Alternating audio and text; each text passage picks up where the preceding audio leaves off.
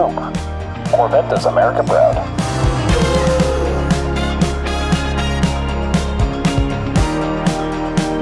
A great sport car is not made overnight. It's developed and refined through years of testing and competition until its handling becomes silk smooth, its roadability flawless, its cyclonic power tempered to absolute reliability under the harshest demands.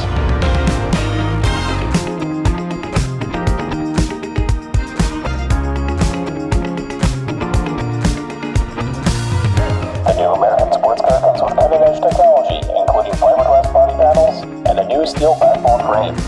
The Corvette coupe is powerful as well, producing 149 horsepower from a beautiful 3.9-liter inline-6 engine.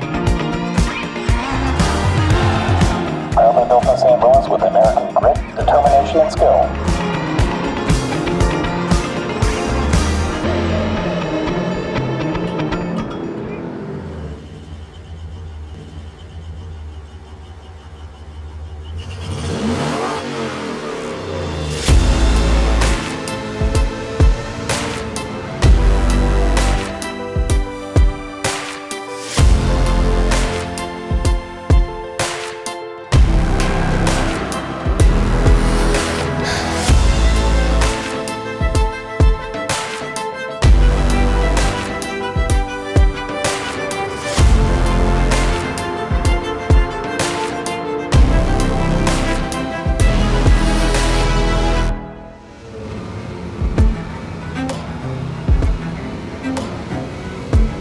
Well, I hope you enjoyed the intro.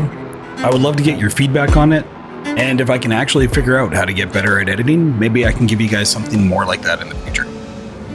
Alright, so today's tune is, well, surprisingly good. We took a beat up old 58 Corvette and max tuned it. The great thing about this tune is I kind of discovered it by accident. So I was tuning this car for Tokyo, but turns out after slapping on some racing tires and a supercharger, it's much better around 700 performance points. A bunch of you guys also mentioned the C1 on my last video, so I went back and adjusted it some more. I hope you don't mind the thumbnail. The best way I could frame up this car was taking it from this to this, and the thumbnail seemed fitting. So this car is available at the Legendary dealership and is just rock solid. Honestly, all the Corvettes in GT7 are incredible cars, but for some reason this one performs so much better than I would have expected. This video will cover a viable 700 performance points tune, I'll talk about its pros and cons, and cover some details about the car that you might not be aware of. I mentioned I tuned it for Tokyo as well. If you're interested in that, I'll drop the details in the Discord. It's a decent tune, but it's not incredible for 600 performance points. You'll run a lap at around 213, 214, which can get you first, but it's a lot more work, but it is a blaster drive. But this car works so much better at a higher level. The stock Corvette is unique to drive. It's got that same heavy, weighty feel, with some crazy give in the suspension. Power-wise, it's actually respectable, it's not too bad, but what's really holding this thing back is the stock transmission. But tuned, this car is a whole different animal. What's so surprising to me on this car specifically is typically when you take a classic muscle car in GT7 and you increase its power, you end up having to detune the engine or crank up the differential and aero to keep it planted.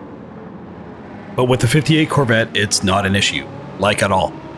Aside from a wide body adjustment, this car is just max performance parts and some heavy suspension tuning. As a result, it ends up being a contender for a credit earner, which again, I was pleasantly surprised by. Even better, it's got decent fuel economy. With a bit of feathering and fuel mapping, you can easily grind out 3-man Le Mans laps, meaning this would be a super cheap additional car for your credit grinders. So as much as I love the look of the 58 Corvette, I was expecting it to be a much worse performer, and it turns out it's one of the better classics in the game. So let's get into the tune and talk about performance. As mentioned, I've targeted this car to 700 performance points. For a change of pace, the footage I recorded is around Laguna Seca, but the specific tune we are looking at here is built for Le Mans.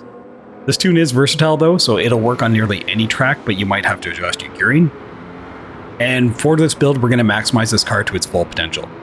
Virtually anything you can install in this car has been done, and 700 performance points is right at the peak of its ability.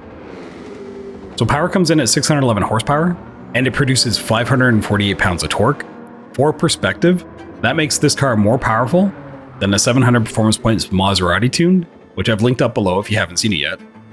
It doesn't handle nearly as good, but damn, that is some good power output. Weight I adjusted to be 50-50, acceleration, top speed, and cornering are all dramatically improved. For performance parts, this car maintains nothing notable from GT Auto aside from the wider tires due to the wide body kit. In addition, I did some cosmetic changes. This car has racy medium tires, along with weather-rated tires for Le Mans, a fully customized suspension, a fully customized LSD, a full control computer, a power restrictor and ballast, a fully customized manual transmission. So note the manual, if you are using the racing transmission, you will exceed the 700 performance points threshold by a bit. So if your tune is overrated when you complete it, this is likely why. I added a high-end supercharger and an intercooler, and racing components include an air filter, muffler, exhaust manifold, brakes and pads, and a clutch and flywheel. In addition, we've got the carbon propeller shaft and a brake balance controller. In terms of permanent upgrades, this car has pretty much everything. As mentioned, it's got the wide body kit from GT Auto, it's got bore up, it's got stroke up S, which is an extreme part, engine balance tuning, polished ports, high lift camshaft S, again an extreme part, titanium connecting rods and pistons, weight reduction stage 3, increased body rigidity, and now for the adjustments. So a ton of work went into the suspension. I'm going to walk through this tune in a bit more detail because I adjusted a lot in this car to maximize its output. Firstly, and kind of counterintuitive, I added a bit of weight. Now this was done to help with some stability, but mostly to give it better straight line performance. As a result, it's got better acceleration. It does have some sway on tight corners, and it can be a little bit tricky. I've offset that with some tighter springs, specifically in the back, in addition to raising the rear end. I found that with these changes, I do like how the car handles. Now, everyone's preference is a bit different, so if you don't like it, feel free to drop some weight. You'll just have to take down your power output a bit as well. One thing I noticed is that with most muscle cars, you need to be somewhat careful with adding power on the apex of a turn. This car is relatively stable, but unless the rear is planted, just be aware that it can kick out on you. I did add a bit of work to the differential, but not much. If you find it's a little wild, you could increase the initial torque a few notches without dramatically affecting your handling. Now let's talk about the race strategy at Le Mans, and like I mentioned, this car is surprisingly good. Just adjust your fuel mapping down to 6 to start, and with some feathering of the throttle on straights, you can easily take full laps to open up your race. You want to ease off on the throttle and hold it just around 170 miles per hour. It'll put you around half to 2/3 throttle and save you more than enough fuel to get your full 3 laps. You'll be in first position probably right at the end of lap 1, and you'll easily hold it for the entire race. I ended up with a time just over the 30-minute window with 2 pits including tire changes. The car overall has a ton of power. You'll catch anything on this level. More importantly, you're catching and surpassing them when you're mapped to 6. If you happen to luck out and get some bad weather, on that final lap before you pit, change your fuel mapping up to like 2 to 3 and open it up, and you'll easily push a 4-minute lap time. This car is available from the Legendary dealership. It's just over 100K. It's a steal. I actually bought 2. One to keep close to stock, and the other is this Resto Mod type tune that we've covered here. In terms of livery, this creator is actually on your screen.